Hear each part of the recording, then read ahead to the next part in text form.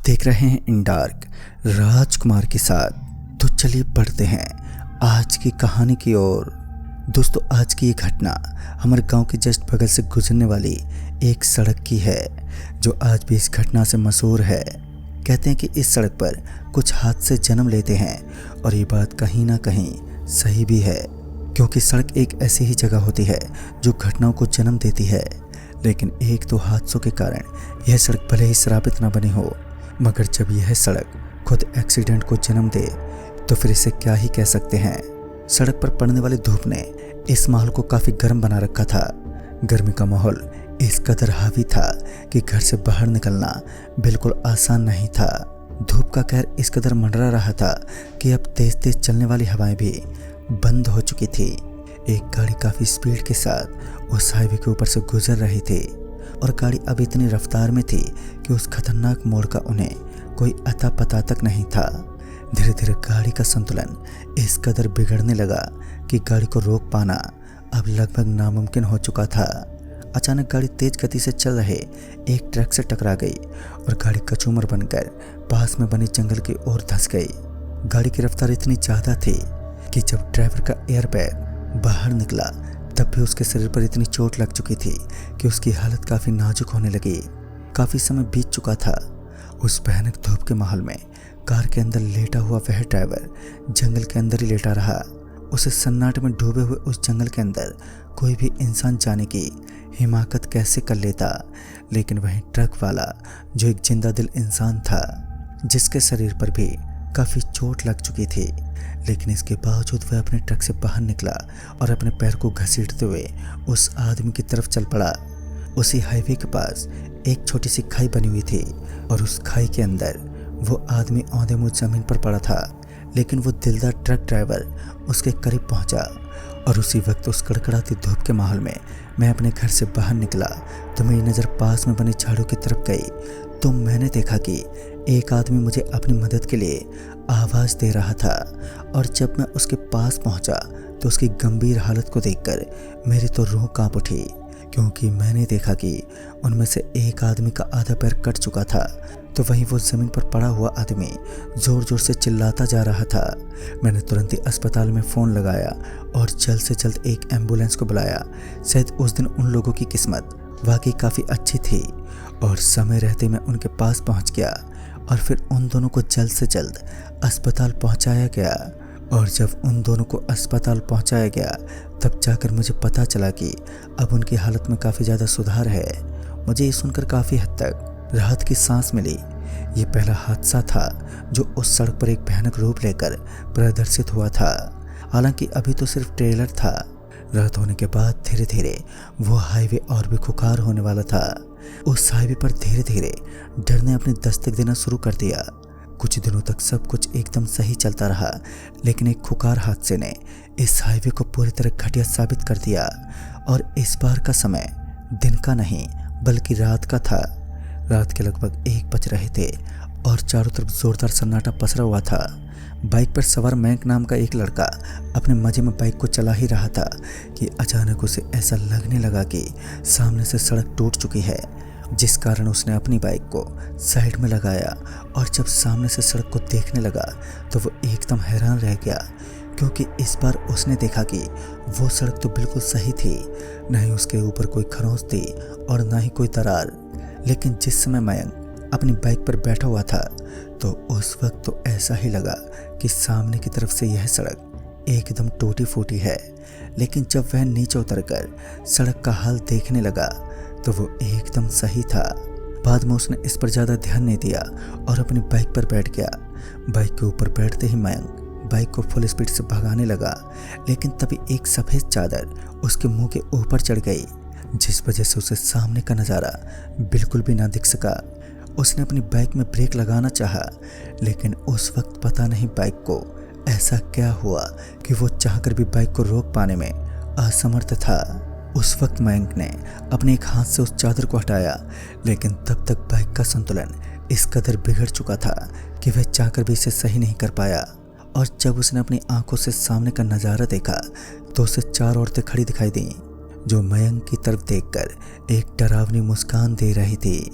मयंक अपनी बाइक से संतुलन ठीक करने में पूरी तरह से नाकाम रहा और इस पर उसकी बाइक एक पेड़ से टकरा गई। उस समय उसने अपने सिर पर हेलमेट पहन रखा था और जिस वजह से उसकी बाइक जब उस पेड़ से टकराई थी तो उसके शरीर पर कुछ ज़्यादा चोट तो नहीं आई, लेकिन वो बेहोश होकर सड़क के किनारे गिर पड़ा और सड़क के किनारे गिरने की वजह से अभी भी अपनी सुध बुध में था, लेकिन उसके हाथ पैर में चोट लगी थी और जिस वजह से वह बुरी तरह से घायल हो चुका था। वह खड़ा नहीं हो पाया और फिर उसे अपने करीब किसी के कदमों की आहट सुनाई दी और जब वह अपने चारों तरफ देखने लगा तो पहले तो उसे कोई भी दिखाई नहीं दिया और बाद में अचानक ही किसी ने उसके हाथ को छुआ, जिस वजह से वह अपने चारों तरफ पलटकर देखने लगा। तभी उसने देखा कि 4 औरतें उसके दोनों तरफ खड़ी थीं और फिर उन चारों ने उसके हाथ पकड़ लिए और हाथ पकड़ने के बाद अब मयंक उनका चेहरा भी साफ साफ देख रहा था तो उनका कोई चेहरा भी नहीं था। उनके चेहरे की जगह एकदम सफ़ेद त्वचा उसे नज़र आ रही थी, यानी कि उनके शरीर पर चेहरा ही नहीं था। एक नॉर्मल इंसान को डराने के लिए इतना काफ़ी होता है और यही हाल इस वक्त मयंक का था। मयंक ज़ोर ज़ोर से चीखने लगा और शायद उसकी किस्मत बलवान थी, क्योंकि वहाँ से गुजर रहे कुछ यात्री भागते हुए उसके पास पहुँचे तो उन्हें वहाँ पर मयंक बेहोश पड़ा मिला।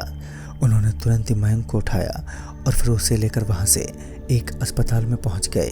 यह दूसरा हादसा था जो इस बात की गवाही दे रहा था कि इस हाईवे के ऊपर किसी काली शक्ति का साया है, लेकिन अभी भी वहाँ पर मौजूद लोगों को इन बातों पर विश्वास नहीं था।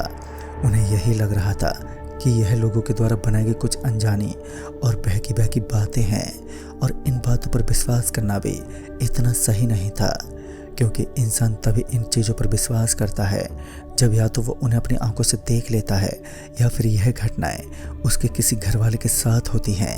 अब तक मुझे भी लोगों की बातों पर विश्वास नहीं था, मुझे भी यह सिर्फ बेतुकी बातें लगीं।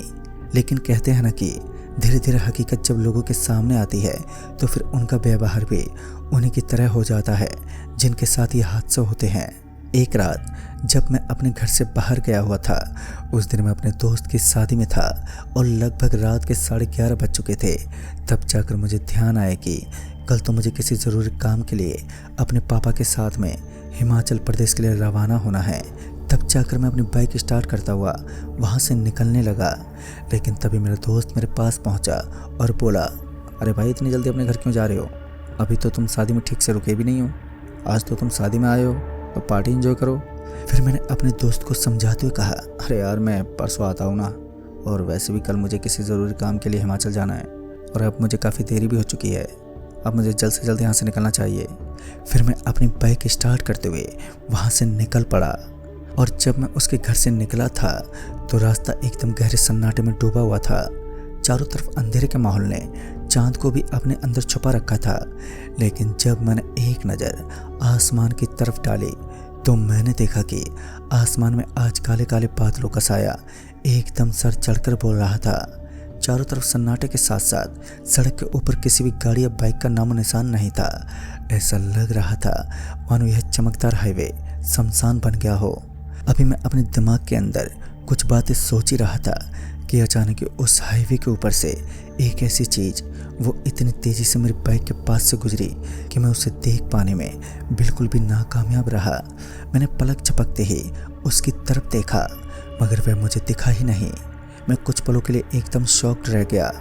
मैं पूरी कोशिश कर रहा था कि इस डेंजरस हाईवे से जल्द निकल जाऊं। मुझे ये हाईवे सच में काफ़ी कुछ अजीब लग रहा था, मानो मेरी बाइक के पीछे कोई बैठा हो और लगातार मुझे घूर रहा हो, मगर मैं उसे देख पाने में सक्षम नहीं था।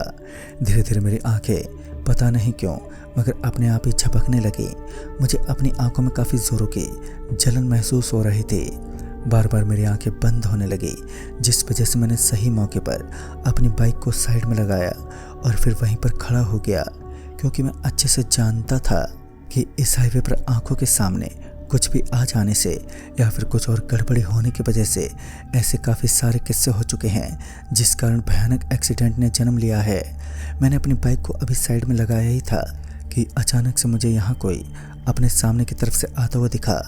मैं लगातार उसे देख ही रहा था, लेकिन बाद में जब ठीक से मेरी नज़र उसके ऊपर पड़ी तो मैंने देखा कि वह एक औरत थी जिसके हाथ में एक धारदार चाकू नज़र आ रहा था और वो दिखने में भी काफ़ी भयानक लग रही थी। मैं तुरंत ही अपनी बाइक को लेकर वहाँ से भागने लगा, लेकिन तभी मुझे याद आया कि अगर मैं यहाँ से बाइक लेकर भागने लगा तो फिर मेरा भी उसी तरह एक्सीडेंट हो जाएगा जिस तरह इससे पहले काफ़ी सारे एक्सीडेंट हुए थे। मैंने वहाँ से अपनी बाइक की चाबी निकाली और चुपचाप वहाँ से भाग निकला। अभी मैं थोड़ी दूर पहुँचा ही था कि मुझे अपने पीछे की तरफ से गाड़ी के हेडलाइट की रोशनी दिखाई देने लगी और इस बार जब मैं पीछे पलटा तो मैंने देखा कि वह काफ़ी सामान से भरी हुई एक बड़ी सी ट्रक थी जो लगातार मेरी तरफ ही बढ़ी जा रही थी। और अब मुझे समझ आ चुका था कि वह ट्रक मुझे कुचलने के उद्देश्य से ही इस तरफ आ रही थी, जिस वजह से मैं एक पल के लिए भी पीछे नहीं मुड़ा। लेकिन अब मुझे ऐसा लगा कि वो ट्रक मेरे नज़दीक है और जिस कारण मैं सड़क के नीचे उतर गया, लेकिन जाते जाते उस ट्रक का पीछे वाला हिस्सा मुझसे टकरा गया। ज़ोरदार टक्कर लगने की वजह से मैं उछलते हुए सड़क से नीचे गिर पड़ा, लेकिन अभी भी मेरे अंदर इतनी हिम्मत थी कि मैं उस जगह से उठकर अपने घर पहुंच सकता था। अब मैं पूरी कोशिश करते हुए उठने की कोशिश करने लगा, लेकिन तभी मुझे कुछ औरतों के रोने और चिल्लाने की आवाज़ सुनाई देने लगी और जब मैं उन्हें देखने लगा तो वही 4 औरतें लगातार अपने मुंह को आसमान की तरफ करने के बाद ज़ोर ज़ोर से रो रही थी। ऐसा लग रहा था मानो वो किसी को बुला रही हों। लेकिन मेरी किस्मत का खेल तो देखो, मुझे अपना चचेरा भाई जो उसी हाईवे से गुजर रहा था और इतनी रात को उसका उस हाईवे से गुजरना मेरे लिए एक संजोगी था और उसने मुझे तुरंत पहचान भी लिया। वो जल्दी से मेरे पास पहुंचा और उसने मुझे अपनी बाइक पर बैठाया और फिर हम दोनों वहां से निकल गए। फिर मैंने अपने घर वालों को भी मेरे साथ हुए पूरे हादसे के बारे में बताया और बाद में मैं कभी भी उस हाईवे से गुजरने की हिम्मत नहीं जुटा पाया। लेकिन दोस्तों, आज भी वहाँ के लोगों का मानना है कि उस हाईवे पर भूत प्रेत का खौफ सर चढ़कर बोलता है। हालांकि रात में अब वहाँ पर कुछ ऐसे किस्से नहीं हुए हैं, क्योंकि अब हम उस जगह पर मौजूद नहीं हैं, तो अब मुझे उस हाईवे की जानकारी बिल्कुल भी नहीं है। तो दोस्तों, इस कहानी में बस इतना ही। तब तक के लिए बाय एंड टेक केयर।